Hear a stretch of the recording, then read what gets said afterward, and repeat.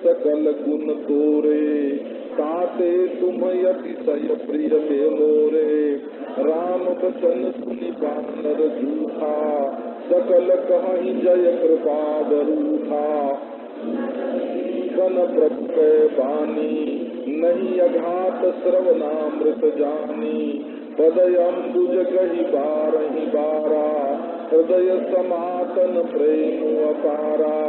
सुनहु देव सचराचर स्वामी प्रणत पाल उरयंतर जामी। उर कछु प्रथम वासना रही प्रभु पद प्रीति सरित सो वही। अब कृपालु निज भगति पावनी देव सदा शिव मन भावनी।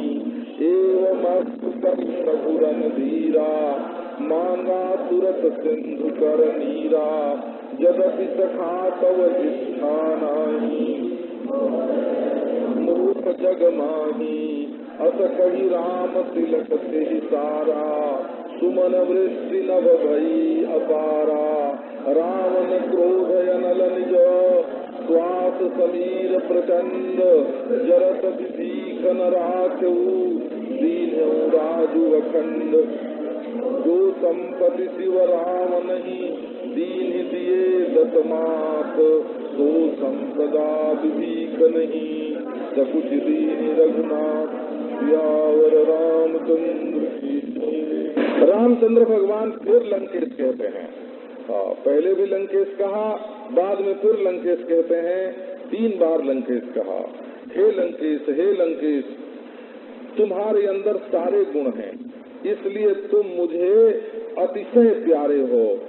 अब रामचंद्र भगवान का वचन सुन करके जितनी वानर मंडली है सब कहें कृपा निधान भगवान की जय हो, कृपा निधान भगवान की जय हो। जय जयकार बल बोलने लगे बंदर, क्योंकि इसमें ये बात भी तो आ गई ना कि लंका पर हम लोगों की विजय होगी, रावण मारा जाएगा, उसकी जगह पर लंकेश विभीषण बनेंगे। ये सारी ध्वनि इसमें से निकल आई ना। अब प्रभु की वाणी सुन करके विभीषण जो हैं वो तो तृप्त नहीं होते हैं, अघाते ही नहीं हैं। उनको ऐसा लगता है जैसे कोई भगवान श्रवणामृत, जैसे कोई अमृत पिला रहा हो, देवता लोग अमृत पिला रहे हो मुंह से। सो विभीषण कहते हैं श्रवणामृत, ये तो भगवान श्रवणामृत पिला रहे हैं। बारंबार उन्होंने भगवान के चरणारविंद पकड़ लिए और अपार प्रेम का उदय हो गया, वो हृदय में नहीं समा रहा है। तो बोले विभीषण ने साफ कर देना चाहा, क्योंकि भगवान बारंबार जब लंकेश कहते हैं ना तो विभीषण जी समझ गए कि हमारे मन की जो बात है उसको भगवान जान गए। तो वो बात बिल्कुल साफ ही साफ कह देनी चाहिए। छिपाए के रखने में तो कपट होगा ना, और अपने स्वामी से शरण से कपट करने में शरणागति की त्रुटि रहती है।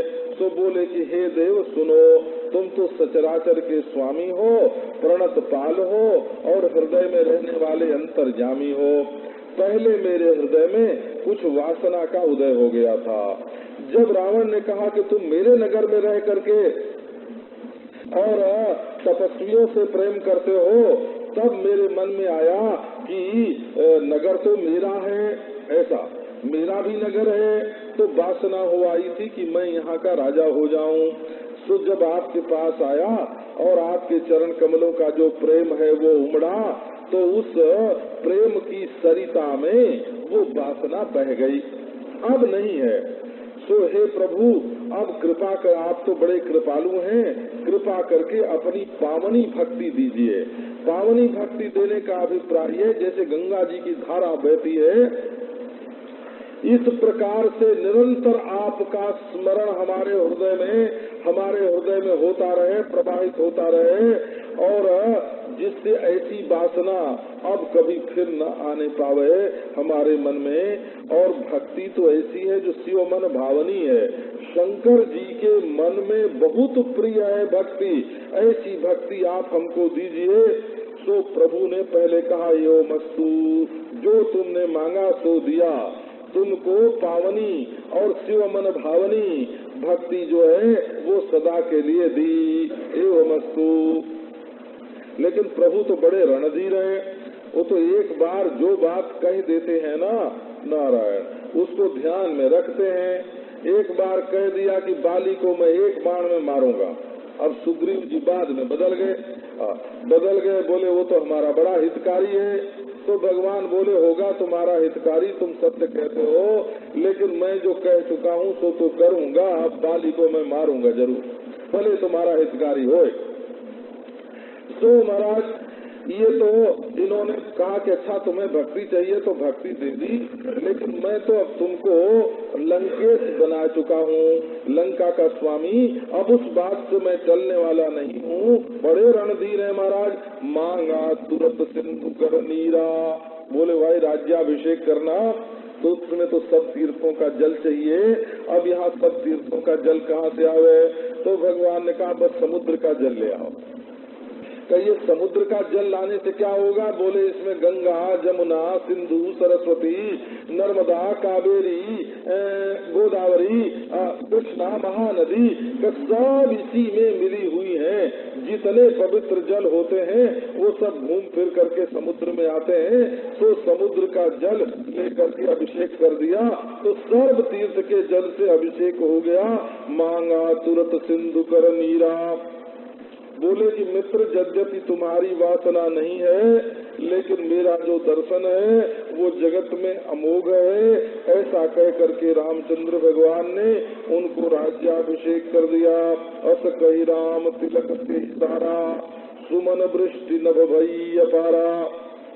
यद्यपि एक राजा दूसरे राजा को तिलक तब करता है जब वो उसके अधीन होता है। जो मालिक राजा होता है वो दूसरे राजा को, अपने से छोटे राजा को तिलक नहीं करता है। ये तो छोटे छोटे राजा इकट्ठे हो करके सम्राट के पद पर किसी को अभिषिक्त करते हैं, तब तिलक करते हैं। लेकिन महाराज रामचंद्र को तो इसका भी ख्याल नहीं रहा कि विभीषण हमारे बनाए हुए छोटे राजा और हम तो बड़े राजा, इसका भी ख्याल नहीं। राजा सम्राट को तिलक नहीं करता, लेकिन उन्होंने अपने हाथ से तिलक किया विभीषण को। उस समय भगवान के इस शील स्वभाव को देख करके पुष्पों की वर्षा होने लगी। तो अब ग्रंथकार कहते हैं कि देखो भगवान की कृपा कि रावण के क्रोध की आग और लंबी सांस चल रही विभीषण की वो प्रचंड वायु, उससे विभीषण जलने जा रहे थे। सो भगवान ने अखंड राज्य दे करके उनकी रक्षा कर ली। रावण को 10 सिर चढ़ाने पर शंकर जी ने जो संपत्ति दी थी, वही संपत्ति लंका की भगवान ने बड़े संकोच के साथ विभीषण को दी कि ये जरा सी चीज विभीषण को क्या दें। 10 सिर लेने के बाद शंकर जी ने जो संपत्ति दी और बिना कुछ लिए केवल शरणागति मात्र से भगवान श्री रामचंद्र ने वो विभीषण को दिया, और सो भी बड़े संकोच के साथ। या विभूतिर दशग्रीवे शिरच्छेदेन शंकरात् दर्शनात् रामभद्रस्य सा विभूतिर विभीषण। हनुमान नाटक में बताया कि 10 सिर काटने से जो विभूति रावण को मिली थी वो विभूति रामचंद्र के दर्शन मात्र से विभीषण को मिल गई।